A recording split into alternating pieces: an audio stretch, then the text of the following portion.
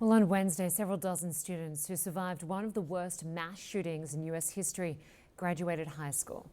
They were first graders at Sandy Hook Elementary School when a gunman murdered 20 of their classmates and 6 adults. The new graduates tell CNN's Kaye how their lives have been shaped by that tragedy and how they're determined to keep massacres like that from happening again. Super excited about heading to college. It's definitely a very bittersweet kind of emotion. Bittersweet because Grace Fisher is graduating Newtown High School without 20 of her classmates. They were killed in the massacre at Sandy Hook Elementary nearly 12 years ago. Emma Aarons was there that horrible day too and lost her best friend. Thinking about all the what ifs of what if they were sitting next to me at graduation? What if we were still friends? Where would we be? Both Emma and Grace were just 6 years old in 2012 and seated in their first grade classrooms when the gunman stormed into their school. We thought it was construction because it's been going on for the past couple days on the roof. And then a guy armed came into my classroom and started shooting all of my friends and my teachers and my classmates. His gun had been jammed, and a friend of mine, Jesse Lewis, had yelled at us to run, and that's what we did.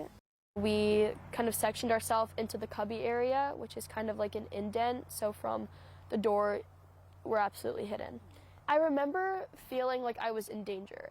Emma remembers bumping into the gunman in her rush to get out. The boy who yelled to her and others to run, Jesse Lewis, was fatally shot on the spot. You believe he saved your life? I do, I really do. In the hallway right by the main entrance, there was chairs in front of the office, and under the chairs were people. Because of the force of impact of the bullets, they were blown under the chairs. When we got to the firehouse, we had to line up like by grade, and that's when my teacher was really like, this is really not okay, because when we lined up by grade, like half of our grade was missing and everyone else was there. In the years since, both girls have struggled to cope with the memories from that day. I've gone to therapy for like 6 or 7 years. I have survivor's guilt, PTSD. It definitely instilled like a lot of fear in me, and even now I don't think I've been to a single concert in my entire life, just because I'm really worried about that big crowd of people and not knowing where to go in case of an emergency. They've turned some of that anxiety into action. I want to live in a nation that values children more than guns. Both are members of the Junior Newtown Action Alliance, which promotes gun safety. I do not want future kids of America to have to be scared in a classroom. We really are pushing, obviously, for a federal assault weapons ban, but also we do shift our focus to like safe storage laws and also mental health resources. They've met with members of Congress about gun laws, and just last week, Vice President Kamala Harris. And yet school shootings continue. It's definitely like a knife to the heart when you see it happen again and again after fighting so hard. On graduation day, the names of those lost were read, and ribbons marking the day of the massacre worn in their honor. Because their lives were lost so early, and I went through that at such an early age, I feel like it's my purpose to continue my life like in honor of them. I know whatever I do, they will be proud of me. I like to believe that. On the most recent anniversary of the shooting, Emma posted this photo on her Instagram, writing in part, "I just want to live in a safe world. I miss you guys every day. I hope you are happy in heaven." The picture shows Emma with her best friend, Avielle Richmond, who died in the shooting. Kaye, CNN, Newtown, Connecticut. Joining me now from Washington is David Hogg, the co-founder of March for Our Lives and Leaders We Deserve. He's also a survivor of the 2018 Parkland school shooting. David, appreciate your time today. Thank you. Thank you for having me. So, as you know, this week, students who survived the Sandy Hook Elementary massacre graduated from high school.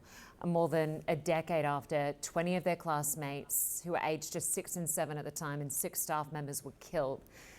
What's changed in terms of gun policy since then?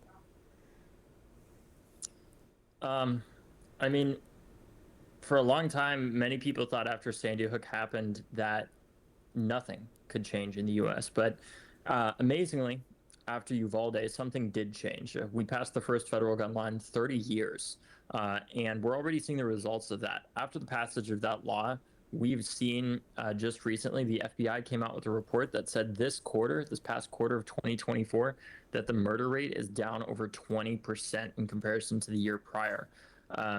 And that law passed after Uvalde also put billions of dollars into mental health programs and also into violence intervention programs aimed at stopping people from wanting to pick up a gun in the first place.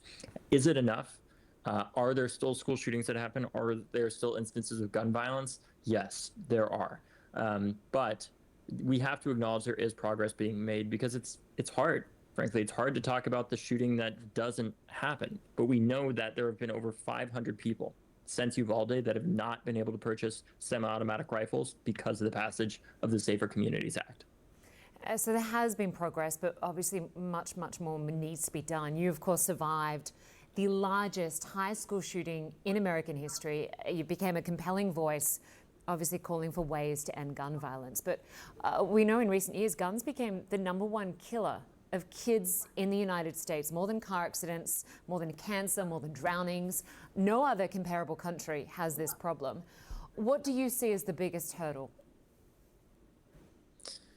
Honestly, I think the biggest hurdle that we have right now is the filibuster in the Senate that has made it so that even when you have a majority in the Senate, you may not be able to actually govern or pass most legislation because you need 60 votes. And to me, that's not, can we really, it brings up questions of how much we can really call ourselves a democracy if when the majority has power, they can't actually use it to pass things. And I would really say, overall, it's not even one policy. It really is just the filibuster being in the way that prevents us from doing things like repealing the immunity protections that the gun industry has through things like PLACA that stops them from being sued, or passing universal background checks or other policies that are supported by the vast majority of the American people, right? If you have a majority in the Senate, you should be able to pass a bill. Of course, you once wrote on Twitter, people call us snowflakes, and you added, what happens when snowflakes vote? That's called an avalanche. This, of course, is an election year. How big of an issue should this be, and how can voters make a difference? I mean, this has to be one of our top issues, and we've seen the president making it one of his top issues. Just the other day, he was openly talking about the need to ban assault weapons like the ones used in Parkland, Uvalde, Sandy Hook, El Paso, and just so many other countless shootings. And he's boldly leading on it. He's passed, from the best of my knowledge, the most executive actions of any president before to address gun violence. And he also, in collaboration with March for Our Lives and our partners, helped create the Office of Gun Violence Prevention that I spent several years working to create since I was a freshman in college. And in the time since, we've seen that office work to implement pieces of the Safer Communities Act to make sure that states are actually using the money that has been allocated to them to help prevent gun violence. Because it doesn't just matter if you pass a law, it matters how that law is implemented. And we're seeing great progress being made on that. And just finally, would you consider running for office? I think if that was the last thing, I want to do everything I can before that to help grow the power of people, young people running in the movement, because this isn't about me. This is about a movement, right? This is about trying to make sure that we have as many people like Congressman Maxwell Frost out there as possible, which is why, in addition to what I do with March for Our Lives, I now run a PAC and super PAC called The Leaders We Deserve that helps support young people running for state legislature and Congress. And just recently, our first elected candidate, Nadarius Clark, was running in the most competitive race in Virginia for the state legislature. He secured that seat with 800 votes, and he won. The Democrats got a 1-seat majority in that House. I got to go down and lobby and testify in some of these committees, and one of them that our candidate Nadarius Clark chairs is the Public Safety and Guns Committee and Firearms Committee.